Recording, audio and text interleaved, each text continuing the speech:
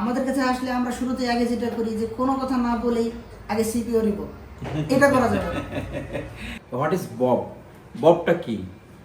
এই ফোনটার স্কিমেটিক নাই, এই জন্য আমরা এটার নির্দেশনাটা নিয়ে এসেছি হচ্ছে বিটম্যাপ থেকে। সেটা না থাকলেও আইসি ডাটা শিট থেকে বব লাইন বের করা সম্ভব। আসসালামু আলাইকুম রহমতুল্লাহ, আশা করি সবাই ভালো আছেন। গ্লোবাল নলেজ অ্যাডভান্স ল্যাব থেকে। আসলে অত্যন্ত পরিশ্রমের সময় চলছে, জেনারেশনকে কর্ম শেখানো আসলে কঠিন। মাস্টার্স কোর্স মানে হচ্ছে সর্বোচ্চ লেভেল ট্রেসিং করা। এটা মানে করতে গিয়ে টিচারও যেমন প্যারাই থাকে, ছাত্ররাও তেমন প্যারাই থাকে। একটা ফোন আসছে, আমরা প্র্যাকটিক্যালি জাজমেন্ট করি অনেক সময়, থিওরির পাশাপাশি প্র্যাকটিক্যালকে বেশি মূল্যায়ন করার চেষ্টা করি এবং বিভিন্ন সমস্যাগুলো আসতে থাকে। আসলে মোবাইল রিপেয়ারিং সেক্টর অনেক জটিল হয়েছে। নিজেকে জটিল টেকনিশিয়ান না বানানো পর্যন্ত এই জটিল প্রক্রিয়াগুলো সমাধান করা সম্ভব না, রাইট?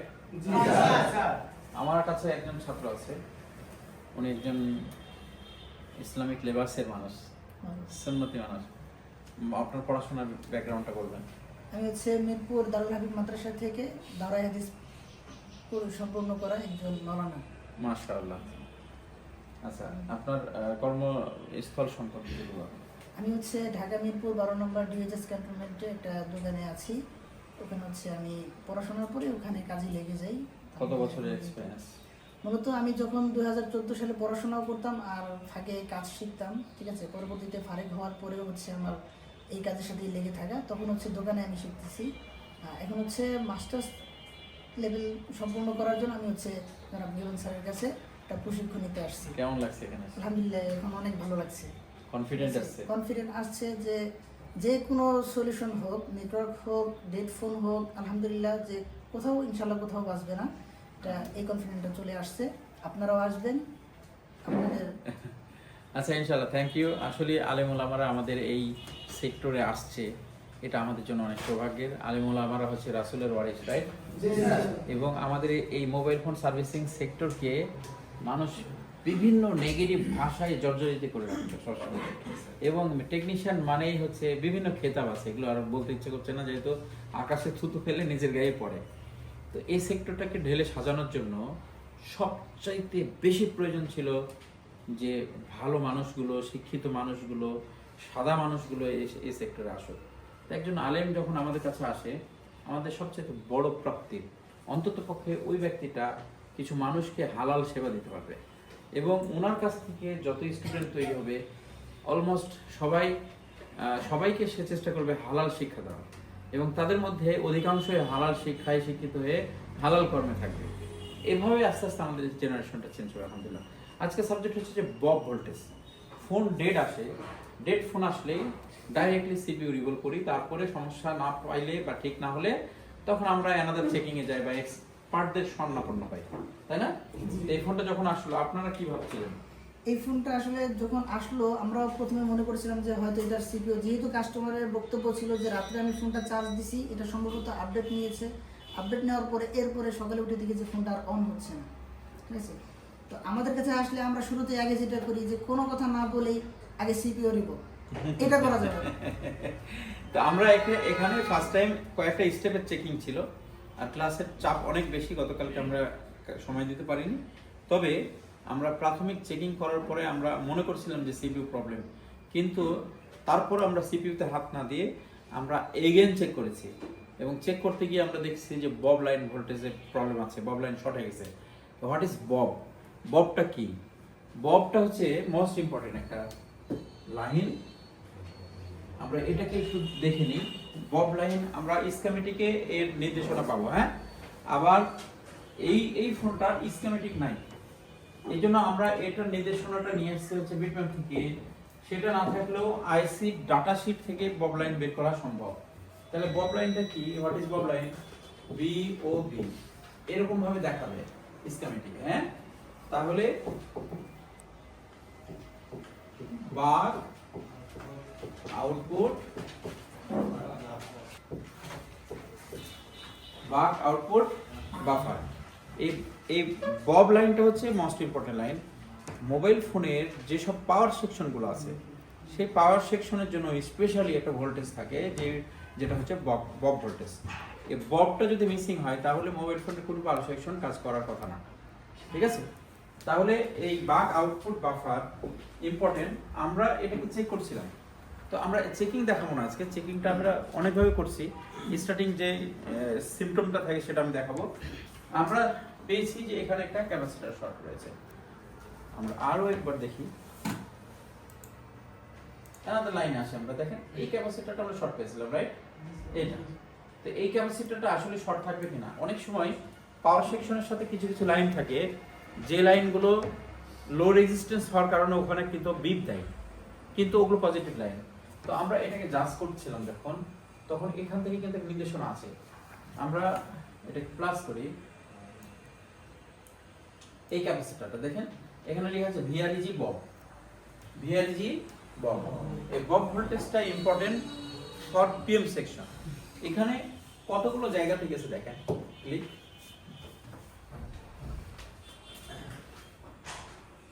এটা আছে পিএম, এটা আরেকটা পিএম এর এলডিএ তে চলে গেছে। আবার এই ভোল্টেজটা আমাদের নিচে দুইটা পিএম আছে, দুইটা পিএম এ গেছে, এবং সেম ভোল্টেজটা আমাদের এখানে আরো একটা পিএম আছে, এখানে আসছে, এখানে আসছে। এই সব পিএম গুলো অকার্যকর এখন, শুধুমাত্র একটা লাইন শর্ট থাকার কারণে। এবং আমরা এটা চেকিং করতে সক্ষম হয়েছি যে আমাদের আইসিতে সমস্যা, এই আইসিতে সমস্যা। আমরা দেখে নেব বক ভোল্টেজ প্রবলেমের কারণে আপনার স্মার্ট চার্জারে কি ধরনের সিম্পটম দেখায়, রাইট? আসুন,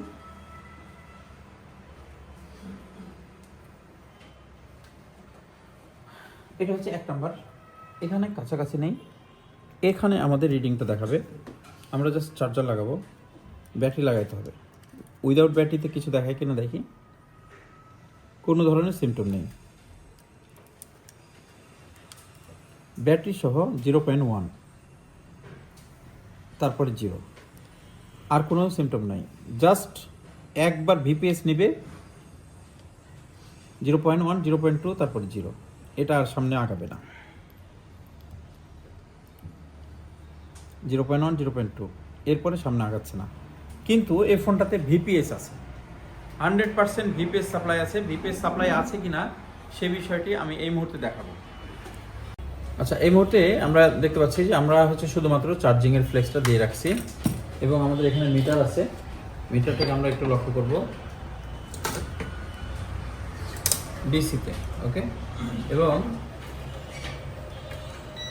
আমরা ফোনে চার্জার লাগাবো। চার্জার লাগালে ভিপিএস হবে না, ভিপিএস তৈরি করতে হবে। এখানে চার্জার লাগিয়েছি। এখন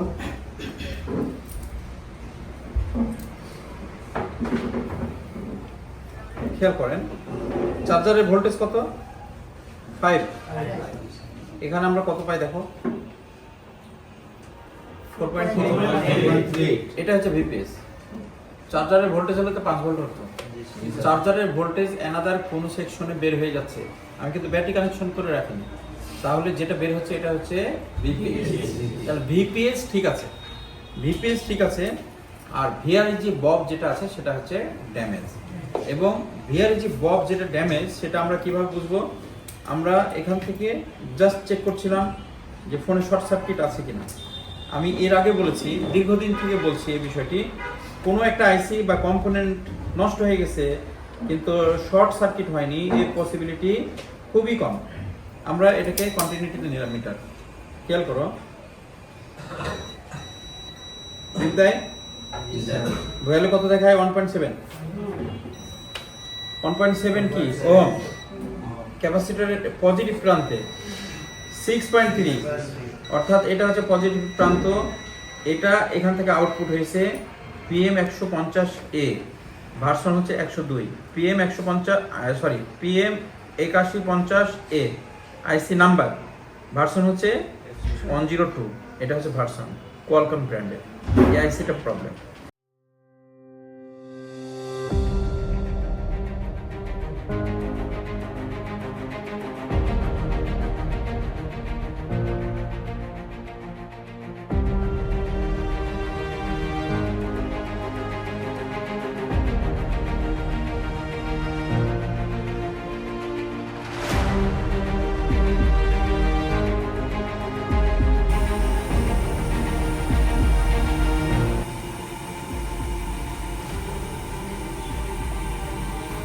ভোল্টেজ এখানে কি শর্ট আছে?